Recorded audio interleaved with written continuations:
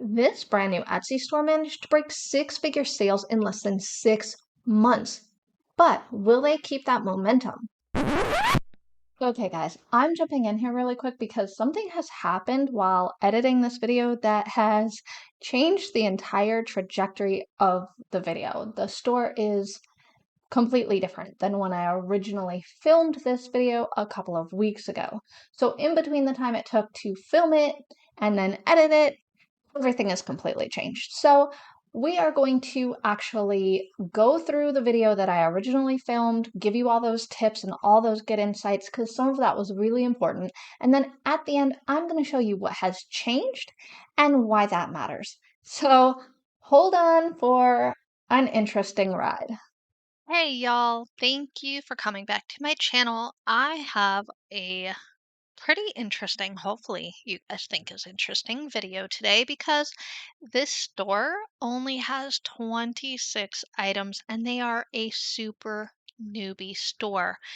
They actually are only about 6 months old and they don't really seem to have any bestsellers, which is interesting because they are selling a lot. They have 7,300 sales within that 6 month period of time. So this is crazy. And I really wanted to showcase it to you and kind of show you some of the things that I noticed.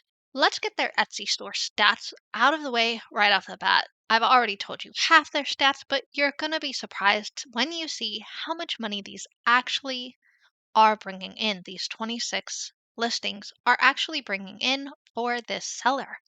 So, like I said before, they have 7,330 sales, only 26 listings, and their average product price is about $8.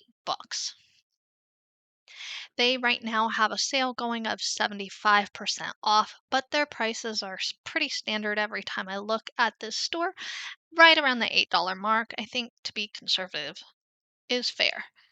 Looking at their feedback and scrolling by most recent, we're going to go to the very oldest one and we'll see here that their first feedback actually comes in March of 2023. So this year, which is crazy. And this says that they've been on Etsy since 2022, but that doesn't really mean a whole lot because a lot of times people will start their store and not really do much. That maybe they'll just start putting listings up really slowly, but their actual sales don't typically kick in for a first 2 months or so. So if they started the store, for example, on Christmas break, they started getting their sales at the very beginning of March. Keeping that in mind, since it's now September, that means they're essentially a 6 month old store. Worst case scenario, let's say they're a 8 month old store because this does say 2022 down here. To have accumulated over 7,000 sales in that time span is absolutely crazy. And that puts their approximate annual sales at just over $140,000.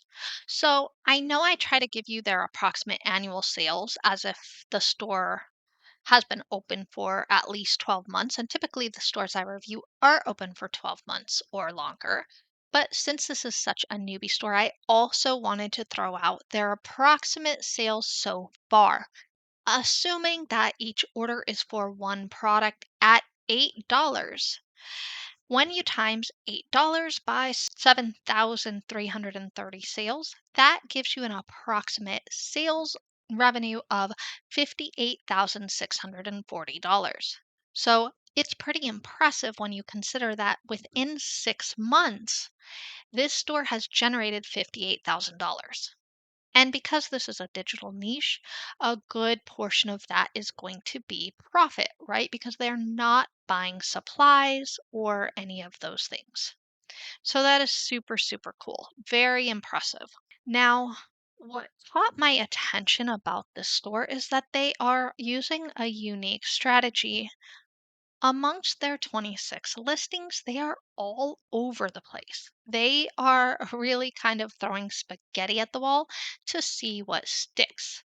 And so I wanted to do this video as an example because there was a couple things that caught my attention about this store that could absolutely hold them back in the future as other competitors start to have similar products, or some of these products there are already competitors for.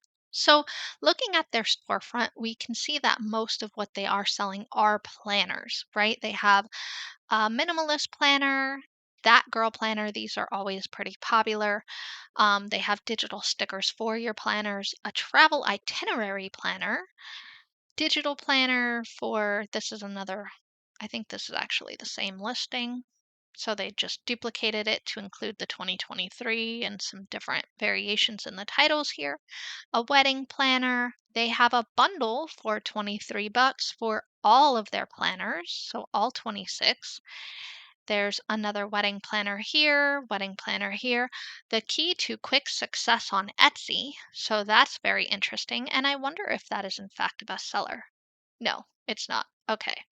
Very, very, very interesting that they're selling that. More that girl planner, minimalist planner. So really, if we break this down, there's not that many different kinds of planners here. They are duplicating these listings and kind of showcasing them in different formats. There's a Christmas planner here. They're highlighting a mobile wedding planner here, a daily planner here, a honeymoon itinerary. So they're taking the travel itinerary and um, highlighting that it can be used for honeymoons. So, of these 26 items, there's a lot of different types of planners in terms of, daily planners, that girl planners, travel, wedding, all of that good stuff, Christmas, etc. But a lot of these we see repeated as well. So, it's very, very interesting how they are building their store out. Like I said before, they don't really have they don't have any bestsellers really. I opened a bunch of their tabs and couldn't find any bestsellers. And I do want to point out they don't really have a social media presence. I couldn't find a Pinterest for them or a Facebook or any of a Twitter or any of that stuff. They have a TikTok with nothing on it, and they have an Instagram with nothing on it. So they probably have plans for these channels. They've at least reserved their usernames for these channels, which is good. Even if you don't have plans for social media right now, if you don't have profiles, it could definitely benefit you to go create a profile and at least reserve your store name so that nobody takes it and you're not going for something similar but not quite the same. So they have managed to accumulate these 7,000 sales without a social media presence. But I do want to emphasize that I can't always see what they're doing outside of Etsy in terms of marketing. I can look for these types of social profiles and I can show you what they have going on. But if their names don't match or if they're promoting it with a different way than their store name, I may not find that. And I can't spend 30 hours trying to search the depths of the interwebs for any possible social media connection.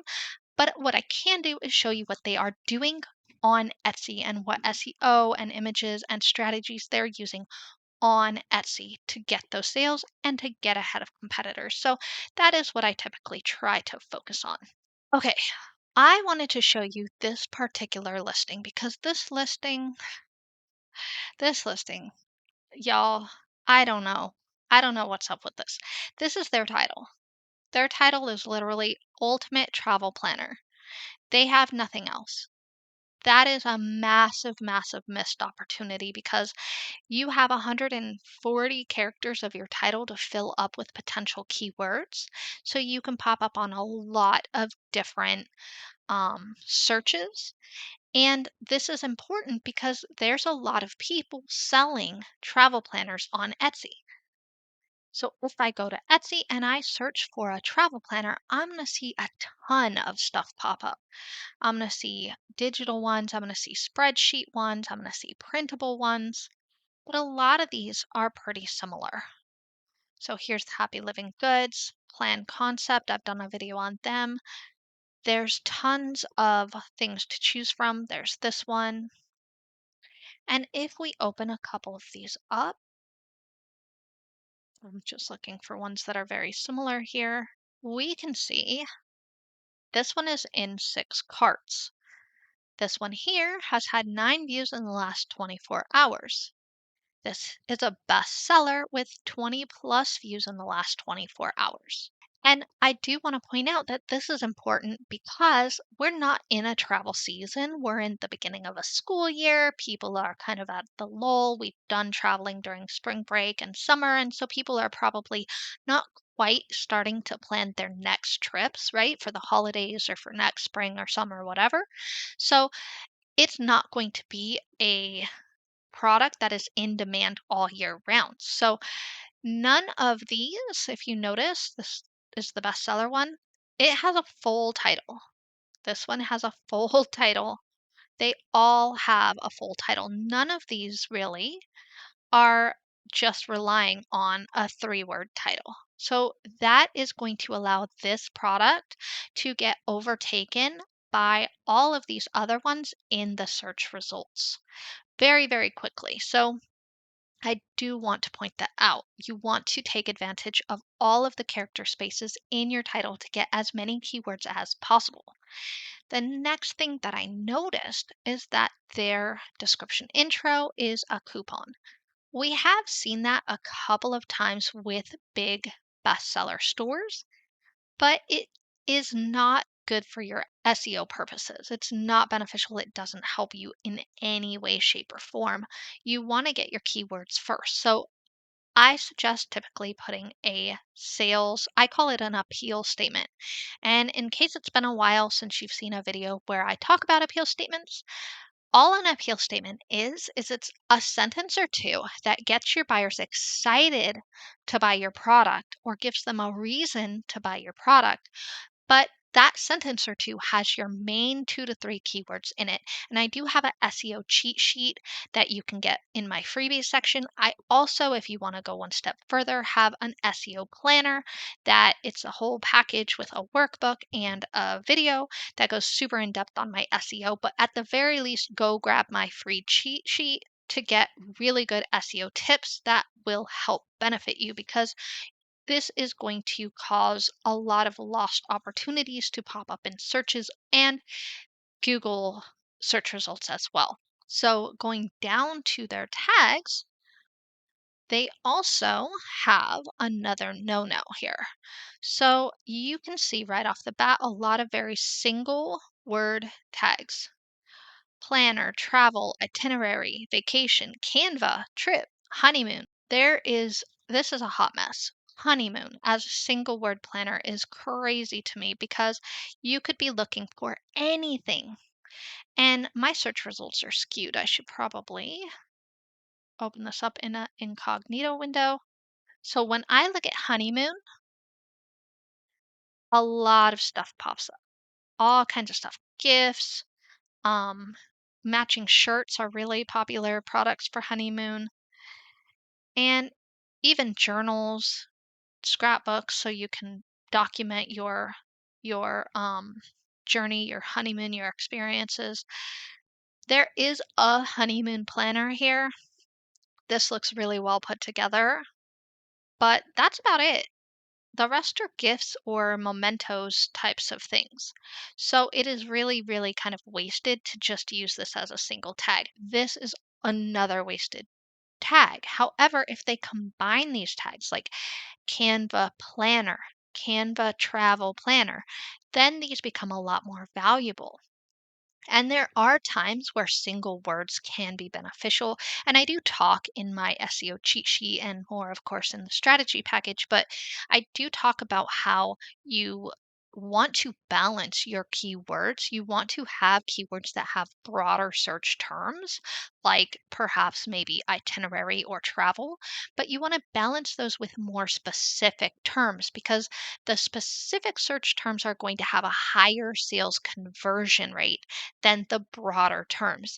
Broader terms will have a higher search volume than more specific terms, but they're going to be people searching for lots of different kinds of things. So every time someone buys something else for their honeymoon instead of your product, Etsy's algorithm learns that, hey, Honeymoon is not a very relevant term for this product, and even if you put it in your tags, Etsy is eventually going to stop showing you for that tag because it's not leading to any clicks or sales.